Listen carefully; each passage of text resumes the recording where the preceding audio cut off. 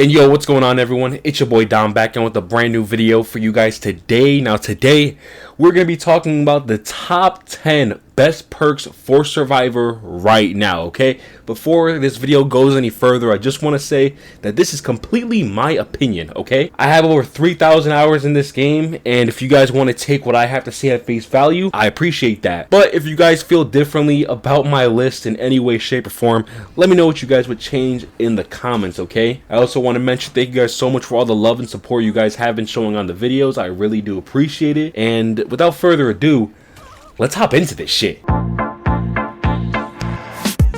Number 10 on my list has to go to Champion of Light. Not only a strong perk with Fixated, but this is my boy's favorite perk besides a flashbang. It having incredible potential to not only slow down, but bully any killer in your way. And if you have a little itch to troll a killer, this is the perk for you. Slowing down a killer after a blind is incredibly strong, being able to help you get to another pallet or another window. Those little extra seconds really do count, and that's why this perk is number 10 on the list.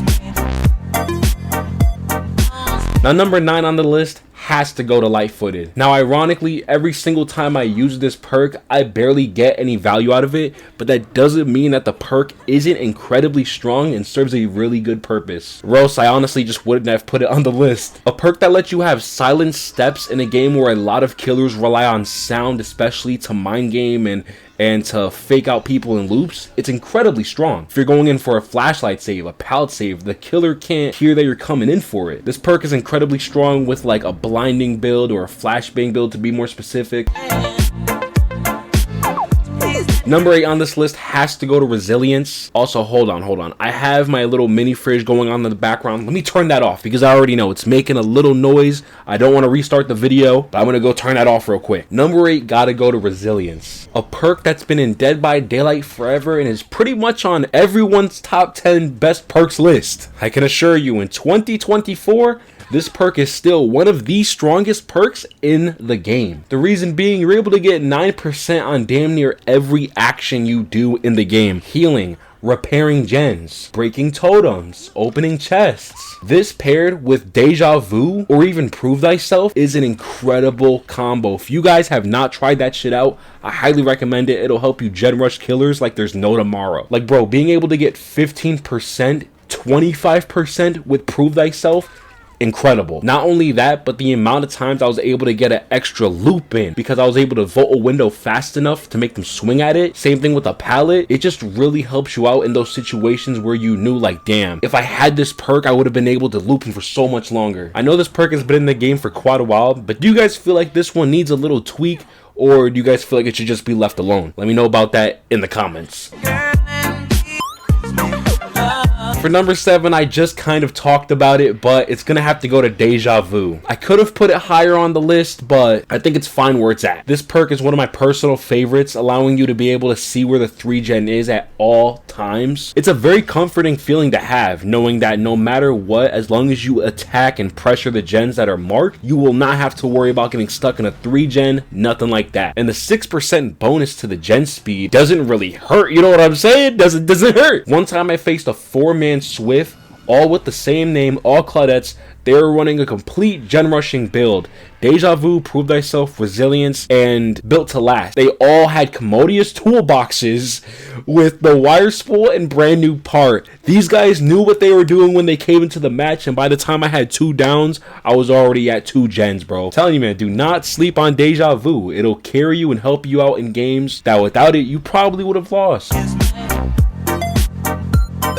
Number 6 on this list has to go to Balanced Landing, okay? While yes, this perk is incredibly fun to use and has a ton of potential to be number 2 or even number 1 on this list, the thing that stops it from being there is the situational use of it. Let's just say you get the Larry's map, okay? Where's the only time where you'll be able to use that? In the middle of the map, where getting up there in itself is already a chore and a big risk to just getting down instantly. Now, if you had a map like Ormond, the Crows map, the Asylum map, you'll be able to pull off this perk more times than you can count. But again, the thing that prevents this perk from being higher or lower on the list, whatever, is the fact that it is very map dependent. Number 5 on this list has to go to windows of opportunity. Now, I know in my friend group that play DBD that are probably watching this, you guys already know what I'm talking about, okay? It's either people say that the perk is a crutch perk and that it's for bots, for noobs, whatever. And then you have the other logical side of the spectrum. It's just very helpful. And here's a question I always ask people that talk shit about this perk. I ask them the simple question: how many times have you complained that there wasn't a pallet where you went to go loot? I'll sit here and wait, because if you have said those words before, I guarantee you, if you had windows of opportunity, you would have never even said that. You would have never had that thought in your head, because you would have never even went to that loop to go die at, because there wasn't a pallet there. Literally anyone that talks shit about windows just does not know what they're talking about. But let me know in the comments, am I wrong? Because it really is a divide between the friend group. I have one half of them saying that it's horrible, another half saying that it's incredibly useful, incredibly strong. On to 4, it's got to go to Unbreakable. For those that don't know what this perk does, pretty much whenever you go down, you're able to pick yourself up once per game. Another feature that it comes with is also being able to recover a ton faster than normal. This perk mixed with Flip Flop and Power Struggle has to be one of the strongest combos that you can use in a Swift squad. Having one friend kind of distract the killer while you're there just recovering on the pallet. Once you get to 15%, you can just smash the pallet on his head the moment they pick you up. And then you already know after that they're going to want to just slug you if you go down at a pallet, right? That's what you use Unbreakable for then, because then you're able to pick yourself up for free. Now again, this perk could be very situational because sometimes killers don't slug, sometimes they just insta-pick. But I know everyone who has played Dead by Daylight has been in a situation where they would have won the game if even just one person had Unbreakable to pick everyone else up. If you do enjoy Unbreakable, let me know what your favorite build with it is.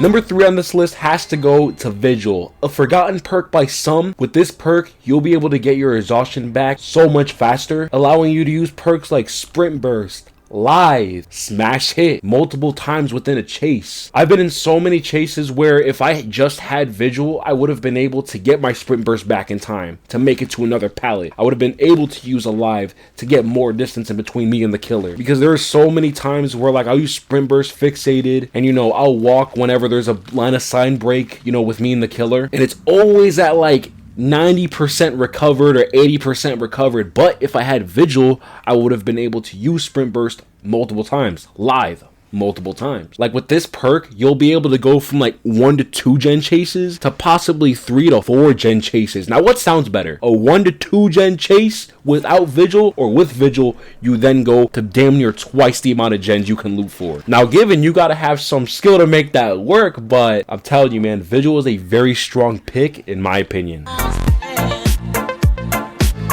The second spot on this list has to go to one perk that is very near and dear to my heart, that being Sprint Burst. This perk is incredibly strong for those killers that thrive on trying to get you cornered or try to sneak up on you when you least expect it. Let's just say there's a pallet a decent way away and you don't notice the killer until last second. Having that Sprint Burst to get you to that pallet is incredibly helpful, and from personal experience, I know a lot of killers that will see me use the Sprint Burst and just not chase me because they want to stick within the 3 gen or in the area that they were just trying to guard.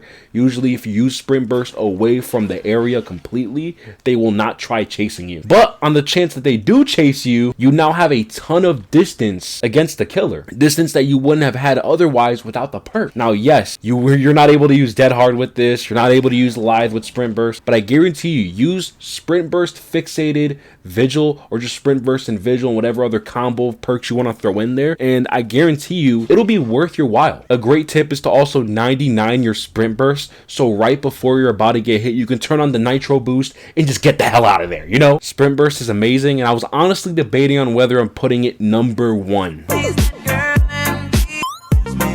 Speaking of number 1, it's gotta go to Off the Record. Now you guys are probably like screaming in the comments, ready to keyboard spam me, Dom, why is this perk number 1 on your list? Well, if it wasn't obvious, a ton of Survivor mains hate when killers tunnel, okay? It is like an unwritten rule in the Survivor handbook that if a killer tunnels you out, they're a piece of shit. And to those people I say, have you ever ran a anti-tunnel build? Surprisingly, a lot of the answers I got were no.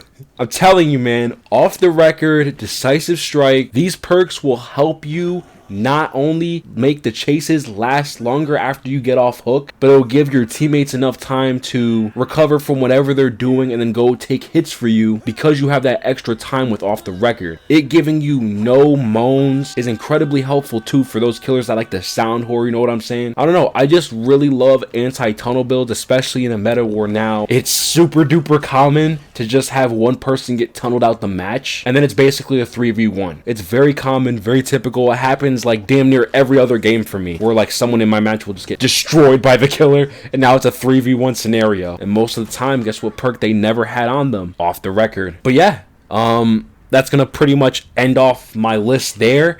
If you guys did enjoy this video anyway, anyhow, please smash a like on it. If you guys want to see more videos like this in the future, please let me know by just commenting down below. I'd really appreciate it. I do look and respond to literally every single comment I get, so don't be afraid to talk in the comments.